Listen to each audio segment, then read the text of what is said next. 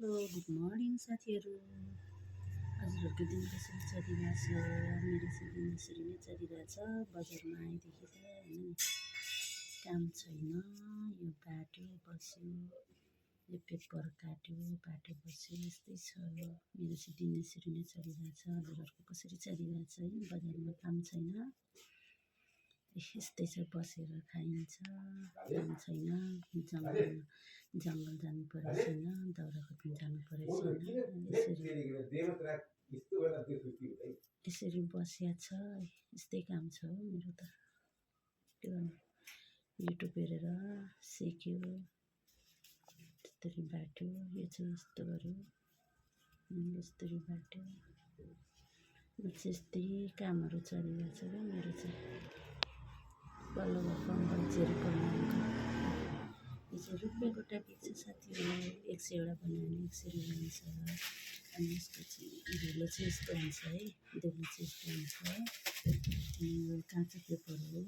अनि यो चाहिँ सामान पसलमा पाउँछ है, पूजाको सामानहरू जहाँ पाउँछ नि वहाँनिर पाउँछ। अनि त्यहाँ पाएन भने कस्मेटिक पसलमा पनि पाउन सक्नुहुन्छ। अनि यो चाहिँ यस्तरी काट्यो, मजाले कटिङ गर्ने हो। अनि यस्तरी काटेर अनि यसमा चाहिँ धुप लाउने हो। अनि धुप लाएर चाहिँ मजाले पहिला यसरी फोल्ड गर्ने हो। अनि यो चाहिँ यस्तो गरेर अनि यो धुप लाउने हो। अनि यो माथिसम्म चाहिँ लाउनु पर्दैन है साथी हो। अनि यस्तो गर्नु, कतिजनाले त सिक्नु पनि भयो होला है।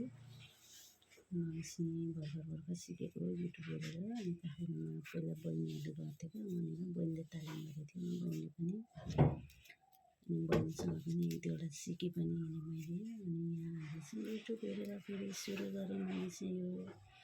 अनि कहाँ लगेर बेच्ने भन्नुहुन्छ भने यो चाहिँ त्यहीँ पूजाको सामानहरू दिने ठाउँमा पनि दिन सक्नुहुन्छ, बजार लगेर बेच्नु पनि सक्नुहुन्छ है। यस्तो गर्नु हो। यहाँ जहाँ चाहिँ बिग्रेको छ त्यहाँ त्यहाँ यस्तो गरेर यस्तरी सट्ट यस्तरी बटार्ने हो, यस्तो गर्ने। अनि यो टुप्पामा चाहिँ मजाले फिनिसिङ गर्नुपर्छ है। यस्तो गरेर यो टुप्पा चाहिँ मजाले मिलाउने। अनि रुपियाँबाट बेचिदिने, 100 रुपियाँको 100 पिस हुन्छ है। यो चाहिँ 100 रुपियाँको 100वटा हुन्छ। अनि पेपर चाहिँ यस्तो हुन्छ है, यस्तरी काटेपछि यस्तो हुन्छ। मैले अघि तपाईँहरूलाई देखाएँ नि। अनि फेरि एक दिनमा तपाईँहरूलाई म पट्याएर पनि देखाउँछु कसरी काट्ने भनेर है। यसो फलो गरिदिनु, लाइक कमेन्ट सब्सक्राइब गरिदिनु होला है। यस्तै चलिरहेको छ मेरो चाहिँ दिनहरू। यस्तरी गर्नु, गाउँघरमा भए बाख्रा चराउने, गोरु चराउने, गाई धुने, घाँस काट्ने, सुँगुर कुखुरा हेर्ने त यहाँ त बजारमा त के गर्नु, यस्तै गऱ्यो। मेरो दिनमा चाहिँ यसरी नै चलिरहेछ। यस्तो गर्ने हो। हेर्दाखेरि चाहिँ इजी लाग्छ कि के होला यो, म पनि गर्छु भन्ने हुन्छ। तर गर्दाखेरि चाहिँ धेरै गाह्रो हुन्छ कि, मलाई पनि धेरै दुःख भएको थियो कि यो गर्नलाई, यो सिक्नलाई।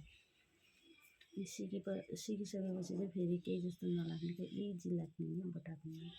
यो हेर्दाखेरि पेपर मात्रै हो जस्तो हुन्छ। म एकैछिनमा बनाउँछु भन्ने हुन्छ, तर चुट्टिने हुन्छ, फुट्ने हुन्छ। एकतिर मिलायो अर्कोतिर मिल्दैन। अनि यो कान्छी औँलामा यस्तो गरेर यो कान्छी औँलामा सहायता लिने।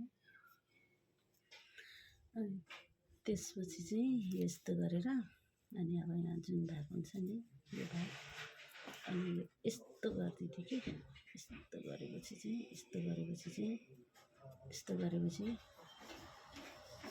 यो भयो साथी हो। यस्तरी यस्तो गरेर बटार्नु। मेरो चाहिँ यस्तो दिनहरू चलिरहेछ।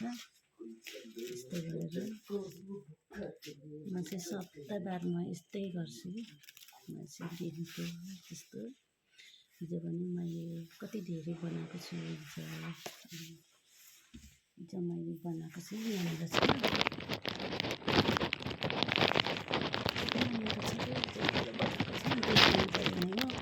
मेरो मोबाइल चाहिँ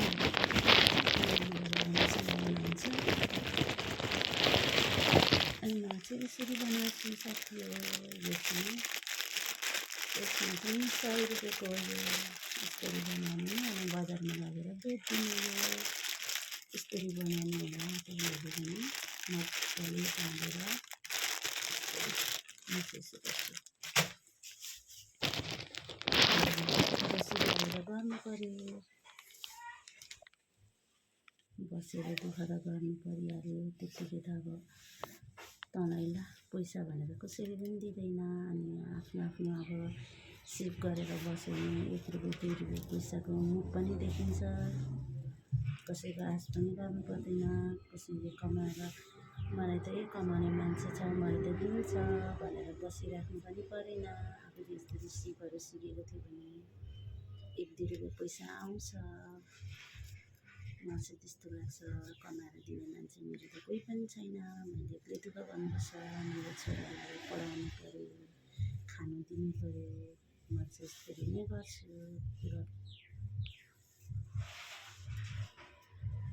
अब यस्तो बाटेर 1 रुपियाँ 2 रुपियाँ कमाएर के गर्छ भन्दाखेरि पनि के हुन्छ भन्ने साथीहरूलाई चाहिँ धेरै कमाउनेहरूलाई त अब यस्तो बाटेर पनि पैसा हुन्छ र भन्नेहरूलाई चाहिँ अब उयो लाग्छ होला। तर मलाई चाहिँ 1 रुपियाँ पनि धेरै जस्तो लाग्छ कि यसरी नै दुःख गरेर 1 रुपियाँ 2 रुपियाँ कमायो त्यही पैसाले के गर्ने।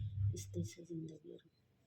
अब धेरै अब पढेको छैन, पढेको भए त अब ठुल्ठुलो जागिर गरिन्थ्यो होला, के गरिन्थ्यो होला होइन। आफ्नो त पढे पनि छैन, यस्तै बनायो बस्यो के गर्ने।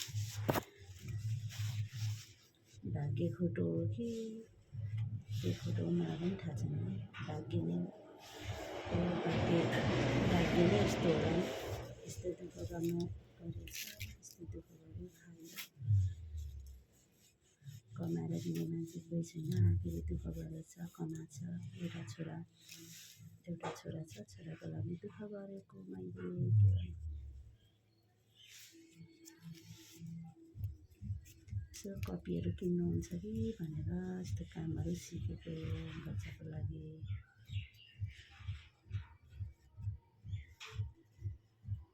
हजुरहरूले पनि यसै गर्नु होला।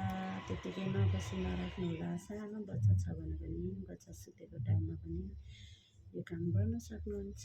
अनि पसलहरू चलेको छैन भने पनि यसरी नै मैले यस्तो बाती ल्याउनु, अनि बाती ल्याएर यसरी काट्नु, युट्युबमा हेर्नु कि युट्युबमा हेरेर सर्च गरेर मजाले तपाईँले सिक्नु सक्नुहुन्छ है साथी हो।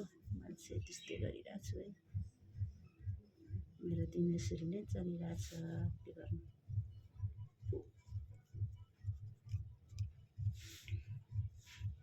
यो चाहिँ 1 रुपियाँबाट है।